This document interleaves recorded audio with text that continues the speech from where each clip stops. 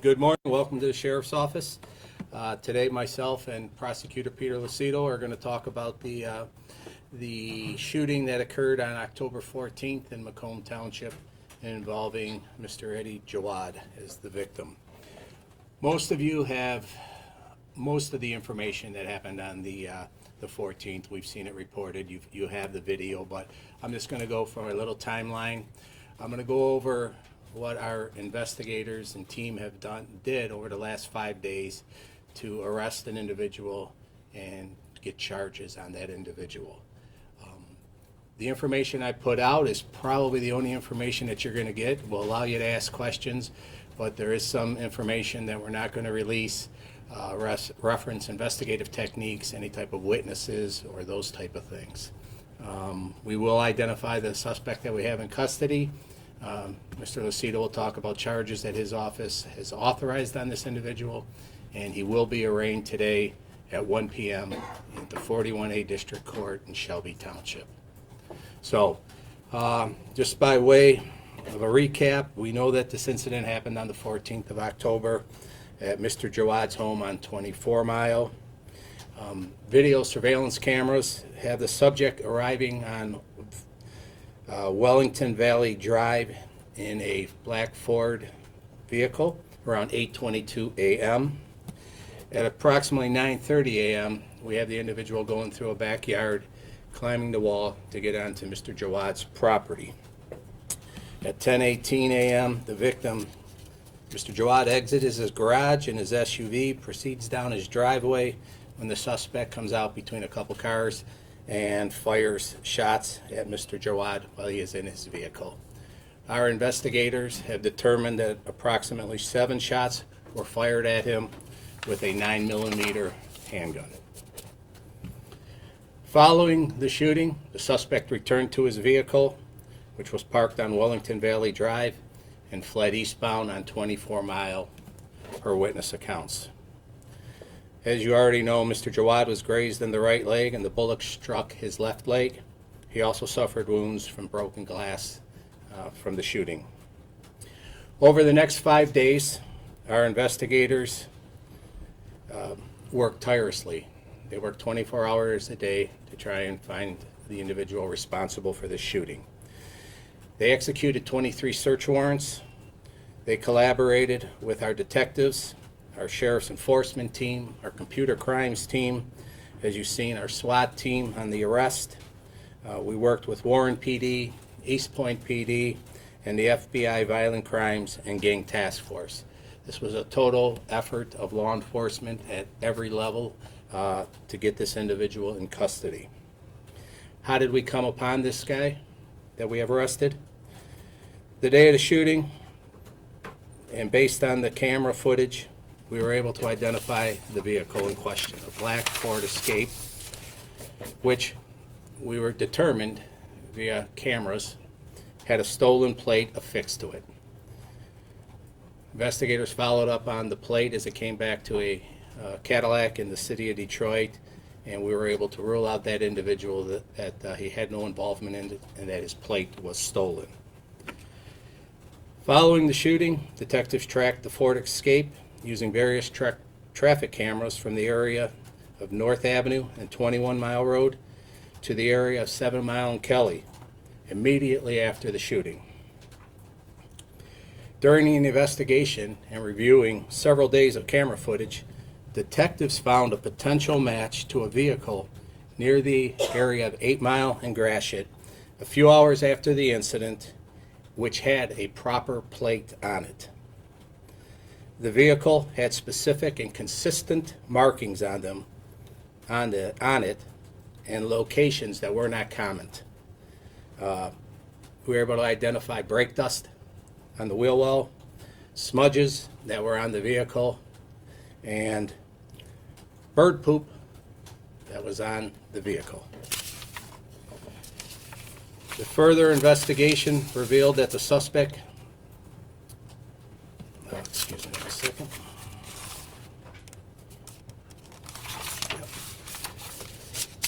So further investigation revealed that the suspect had borrowed the Ford Escape during the time of the shooting. Oh, wait a minute, I apologize.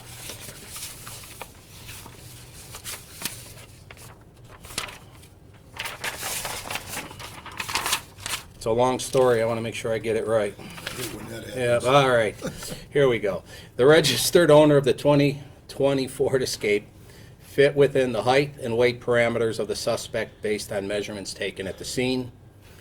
Results from a search warrant on the Ford's Escape's Ford Global Security Vehicle Tracking System has it parked at the owner's residence in the city of East Point prior to the shooting, and also having it parked on Wellington Valley in the same area confirmed by witnesses at the time of the shooting.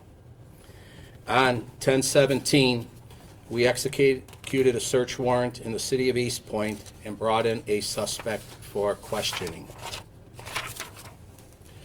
During that investigation and questioning, it was revealed that the suspect had borrowed the Ford Escape during the time of the shooting. From the 17th till the 19th, to the day we took the individual into custody, detectives were working tirelessly trying to find this individual. We were able to find him residing in the city of Warren on Rivard Street, where a search warrant was executed and the suspect was taken into custody. And these were the facts that we did present to the prosecutor's office. We do have witness accounts of the shooting. We have statements from the suspect about a stolen plate and his involvement in the shooting. We have video footage of a suspect dumping a duffel bag at a gas station in the city of Detroit. During our search for the suspect, he continually turned his phone on and off to avoid detection. This investigation is still continuing, and we will keep working to determine any and all persons involved in the shooting and try to find a motive for this attack. The arrested individual's name is Jason Delante Martin. He's 32 years of age, from East Point. At this point, I'll let Prosecutor Lucido talk a little bit more about the suspect and the charges his office has issued. Thank you, Sheriff. Good morning, everybody, and we'll move this microphone where it's supposed to. Yeah. As the Sheriff has indicated, we had reviewed yesterday a complete package of information that was brought and tendered. At that time, all the investigative material was reviewed by the Major Crimes Unit, and Jason Martin, 32 years old, was charged with the following counts. Total of 6. Assault with intent to commit murder, life offense. Possession of a weapon by a prohibited person. That prohibited person is Jason Martin. Also, possession of a weapon or carrying with an unlawful intent. And that's a 5-year felony, as well as the possession of a weapon by a prohibited person. Felony firearm, 3 counts because of the 3 separate charges. This is an individual that's on parole out of Ohio, transferred here to Michigan. And as such, it's a HAB 4, which is habitual fourth up to a life offense.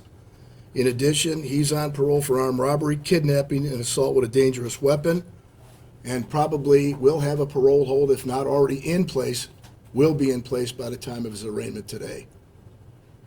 Those are the charges, and we look forward to being a minister of justice to see that justice is served in this case.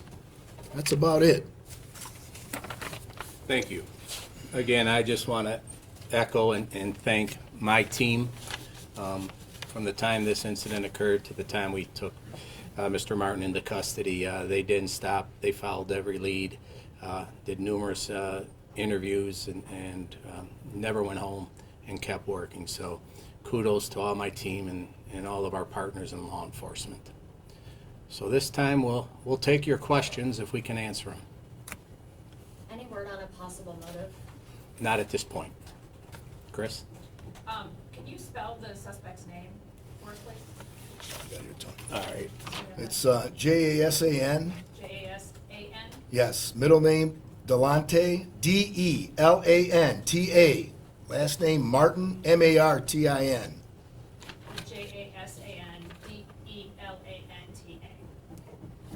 Correct. Thank you.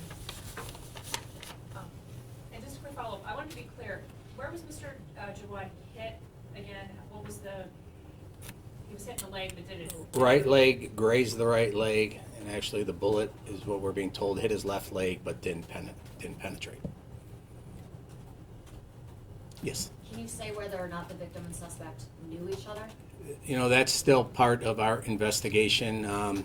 We do know that Mr. Jawad had made some comments to the media, reference somebody close to him. He provided us with information of what he thinks, and our detectives are following up on that part of the investigation.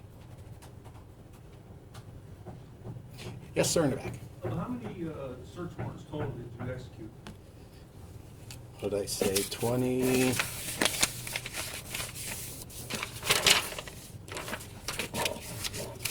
$23. 23 different Yeah. search warrants? Yep. Okay. Chris? Sure. Can you were talking about being in East Point and then arresting the person in Warren. Can you So we, just go through that real quick in terms of, was the suspect in East Point originally and you picked him up in Warren, or this one? so originally we had this vehicle and we had the stolen plate on it, right? Yeah.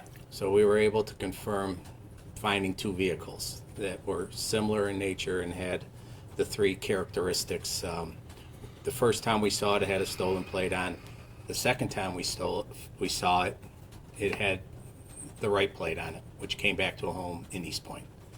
So we executed a search warrant and brought an individual in for questioning. And that person was released? That person was released.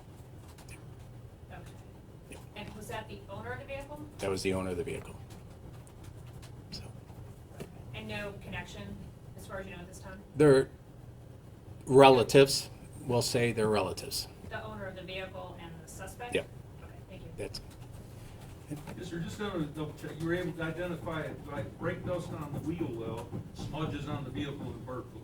yes. Okay, just wanted to make sure Yep. you got those three things. Yep. Knowing we had the same two vehicles. Right.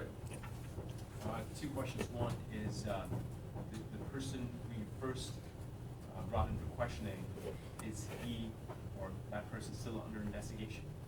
It's part of our investigation, but we, at this point, don't believe he was involved in it. Second question, because I was there at the crime scene and I saw a lot of technology being deployed. Is there anything that you guys used that was state of the art? Everything we used was state-of-the-art, but to tell you everything that we used would give away our investigative techniques, so Is there anything that no. special you used or anything? Okay, all right, fair enough. Not that we want to release. All right. It helps us do our job. Sure. I know there was some discussion about Mr. Jawad. He's a local businessman, gas station owner.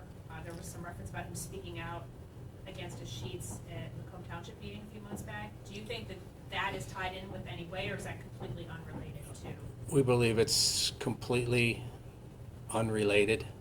I know some individuals that work with sheets, and I believe, and I don't know if it's any one of you, but media outlets were calling out to sheets in Pennsylvania wanting a comment, and you know, it's kind of a bad thing to throw at a corporation to say But not related to this? not related to this. Thank you.